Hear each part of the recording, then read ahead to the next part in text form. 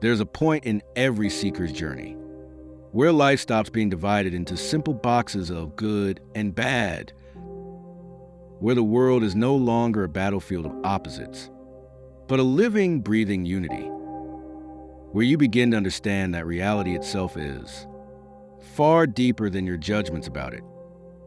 Welcome to the inner light. Today, we explore profound truth, what lies beyond good and evil, and how seeing this higher reality can set your mind free.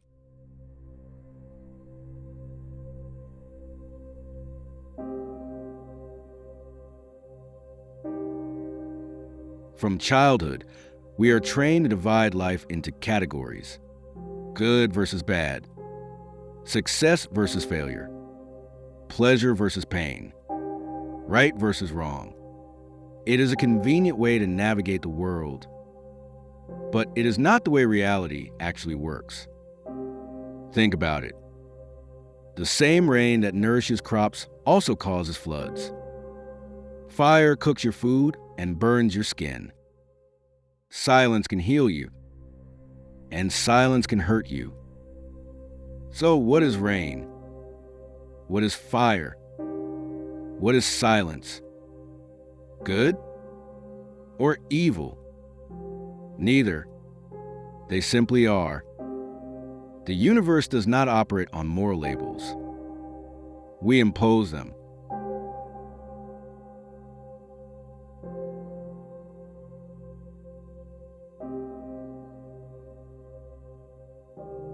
In many spiritual traditions, there is a word, duality. It means the constant push and pull of opposites. Light only has meaning because darkness exists. Pleasure only feels sweet because pain exists.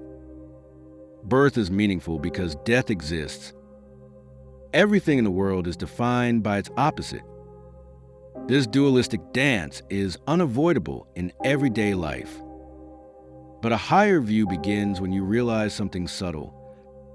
Duality is not the problem. Your attachment to one side of the duality is. You want pleasure without pain, growth without struggle, success without failure, joy without loss. But that is not how life works. Every rise casts a shadow. Every peak has a valley. Every inhale requires an exhale. When you understand this, life stops hurting you unnecessarily.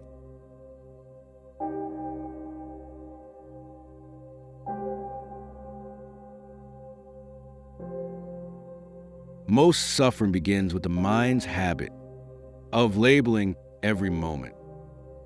This is good. This is bad.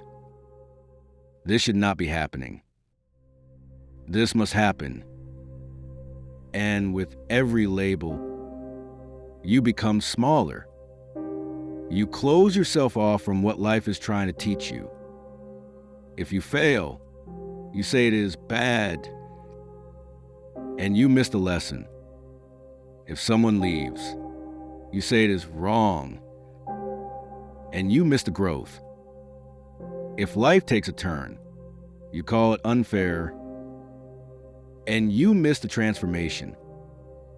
What if you could stop labeling? Not because you don't care, but because you can see more clearly?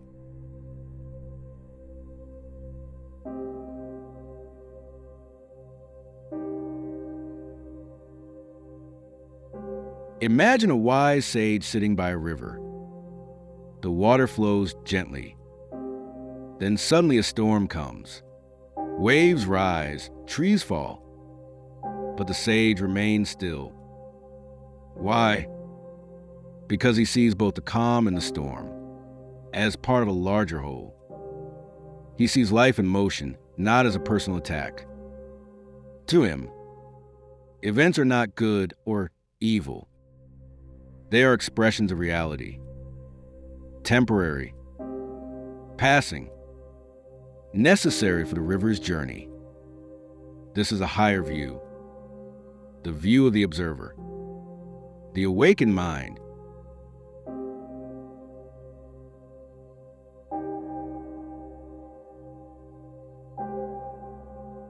When you rise beyond the labels of good and evil, something powerful happens.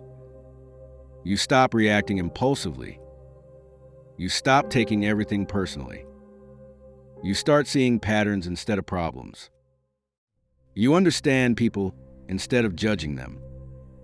You embrace change rather than fear it. Someone criticizes you. You see their pain, not their attack. An opportunity closes. You see redirection, not rejection. A relationship ends. You see a chapter completing, not failure. This is not blind positivity. This is clarity. The kind of clarity that comes when you see life from above, not from within emotional storms.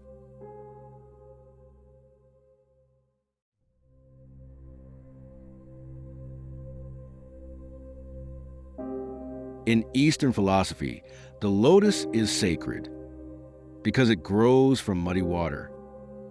The mud is not evil. The flower is not good. Both are needed. Mud nourishes the roots. Sunlight nourishes the petals. Likewise, your struggles feed your strength. Your mistakes feed your wisdom. Your pain feeds your compassion. The lotus does not complain about the mud because it knows the mud is what allows it to bloom. When you rise above judgment, your life becomes like that lotus.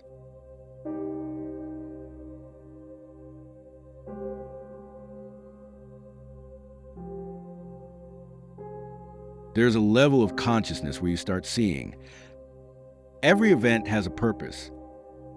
Every person is a mirror. Every challenge is a teacher. Every emotion is a message. And at this level, life stops feeling chaotic. It becomes meaningful.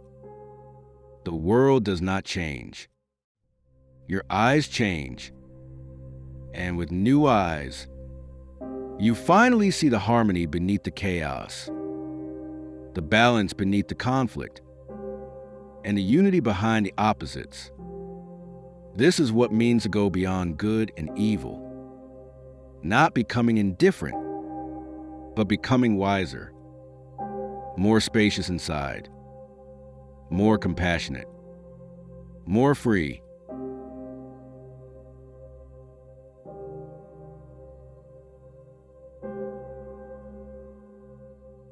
Here are 3 simple practices you can begin today. 1. Pause before labeling. When something happens, wait a moment. Do not immediately call it good or bad. Just observe. 2. Ask one question. What is this teaching me?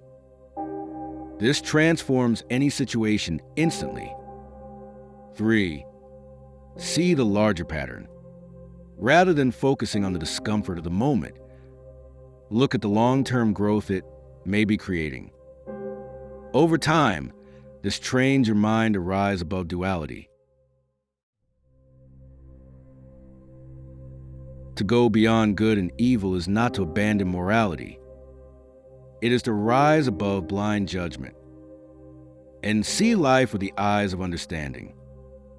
It means living from wisdom, not fear, from clarity, not impulse, from unity, not division. When you reach this place, the world feels different. Not because the world changed, but because your awareness did. And in that awareness, you find freedom. Thank you for watching The Inner Light. May you see the world not as divided, but as one whole, evolving through you